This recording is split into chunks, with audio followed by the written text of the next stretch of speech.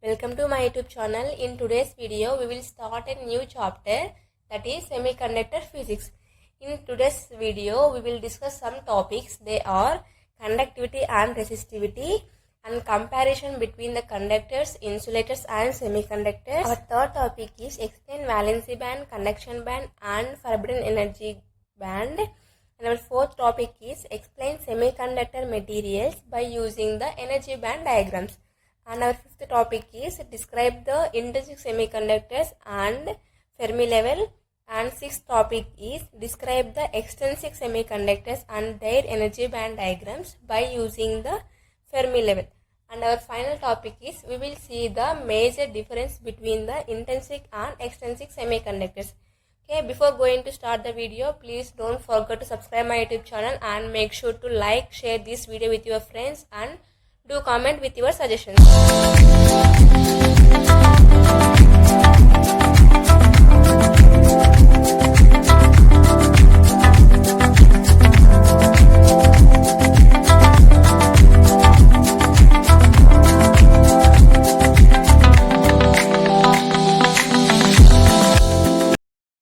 Before start the topic conductivity and resistivity, we will discuss some information about semiconductor physics. In the semiconductor physics, we will discuss about the transistors and diodes. See, these active components are using these semiconductors on their constructions.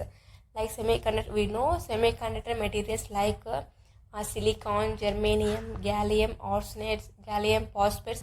These are the different types of semiconductors are there. So these semiconductors are used by the active components for their construction. So let's see conductivity. So conductivity means how the conductivity is defined. Means we know solid materials. Solid materials are three types. That is conductors, insulators and semiconductors. So how these solid materials are classified means based upon the several factors they are classified into three types.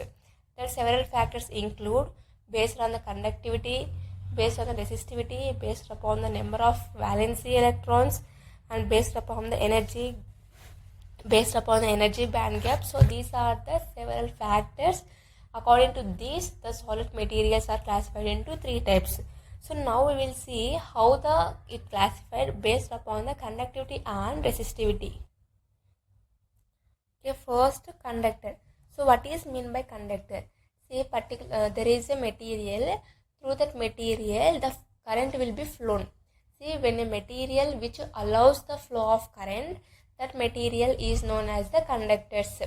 So here, according to this statement means a conductors are the solid materials which electrical resistivity is very low and electrical conductivity is high. What is the meaning of this statement is, for example, let us assume a conductor material, like all metals are conductors. Let us consider one copper. So we all know copper will through the copper the current will be flown. So when the current is flowing means in that material the electrical conductivity is very high. Means it has a nature to conduct. It allows the flow of current. So when the current is flowing through that material, so in the same time resistivity will be low. When the resistivity is low, then only the current will be flown. That's why the conductors we can define as they are the solid materials which have the less resistivity although having the high conductivity. Now insulators. Insulator means so a material which does not allow the flow of current through it. That materials all are called insulators. Means these are also a solid materials whose resistivity is very high and conductivity is very low. See, you have a doubt now, that is, for example, why in the conductors the current will be flown and why in insulators there is no flow of current. Why? Because see, in conductors the electrons are loosely packed. Means some free electrons are available. When there is some free electrons are available, that free electrons are move. Means there is a movement through the free electrons. When there is a movement of electrons, so when we apply some voltage to that material, through this movement of electrons, the current will be flown. That's why in conductor materials the current will be flown. Coming to insulators. In insulators the electrons are tightly bounded. So there is no free electrons and there is no space for the movement. That's why, so there is no movement. That's why when the for movement, that's why when we apply some voltage also they does not conduct. This is the reason why conductors which allows the current and insulators does not allow the flow of current. Now we will see the semiconductors. So these semiconductors are also the solid materials whose resistivity lies in between the conductors and insulators. Means it does not work like insulator or conductors. Means how we can define the semiconductor means, so these are the solid materials whose conductivity lies between the conductors and insulators. The resistivity of the semiconductor is less than insulators and more than insulator. So there are the different types of semiconductors are there. For example, silicon, germanium, gallium arsenide, gallium phosphate, etc. These are the different types of semiconductors are there, but we are using some of them like silicon and germanium. So after discussing the conductors, insulators and semiconductors, we can define that conductivity and resistivity are inversely proportional. Means if conductivity is more, then the resistivity is low. For example, if conductivity is, so we can tell that conductivity is equal to 1 by resistivity. Now we will see the equations for the conductivity and resistivity. The conductivity of the semiconductor is proportionality to the concentration of free charge carriers. Here the free charge carriers is nothing but electrons or holes. Means when the temperature is increases, then the conductivity of the charge carriers is also increases. Means if temperature increases, the conductivity is increases. Now we will see the equations for conductivity of electrons. First, conductivity due to electrons, and that symbol represent the conductivity, and N stands for electrons. Means Ne into mu power n. That N represent the electron concentration, and E for charge of the electron. That mu n is the mobility of the electron. So this is the conductivity of the electron. Now we will see the conductivity due to holes. So that is the symbol of conductivity, and P for holes. So that is Pe into mu power P. So same as electrons, that is P for hole concentration, E for charge of the hole, and mu for mobility of the electron. Now we know the conductivity of holes and electrons. Now we will see the total conductivity of the semiconductor material. So to find out the total conductivity of the semiconductor, we have a formula, that is conductivity is equal to conductivity of the electrons and conductivity of the holes. So we know the formulas of holes and electrons, right? So we have to substitute these formulas in that formula. So we know that in this formula E is common. So we have to take E as common, and now we can write as N into mu power n plus P into mu power P. So this is the conductivity of the semiconductor. I hope you understand the conductivity of both electrons and holes. Now we will see the major difference between the conductor, insulator and semiconductors. Now we will discuss the comparison between the conductors, semiconductors and insulators.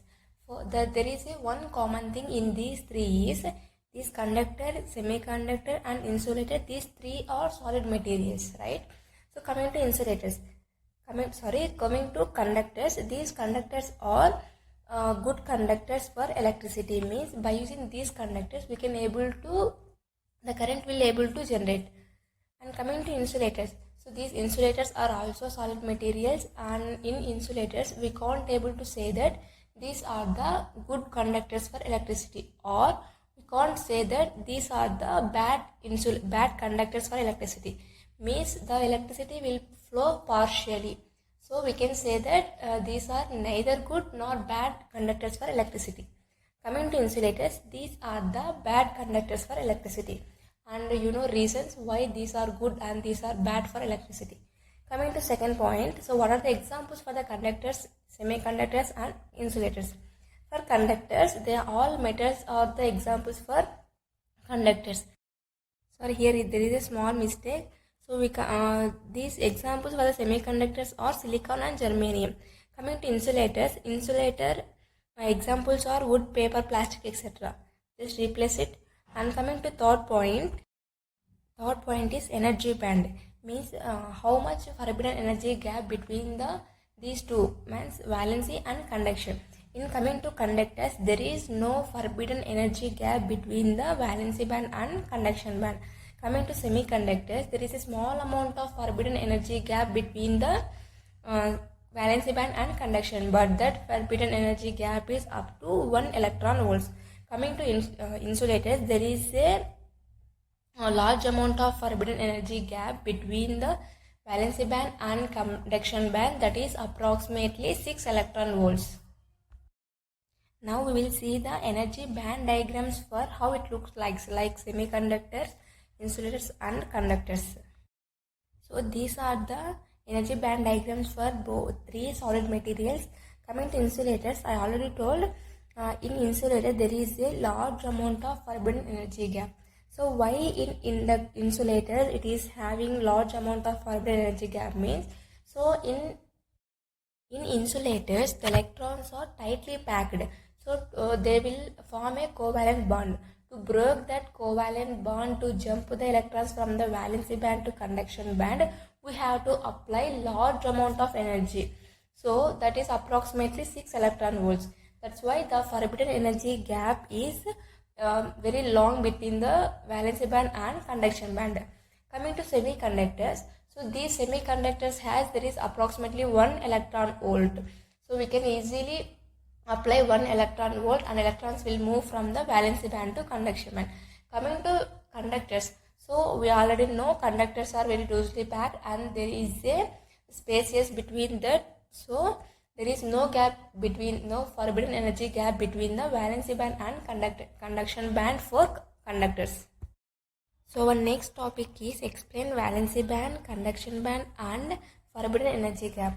First, valency band. So what is meant by valency band means the electrons which occupy the valency band, that band is known as the valency band. So in valency band, the electrons are either partially filled or completely filled, but it is never be empty.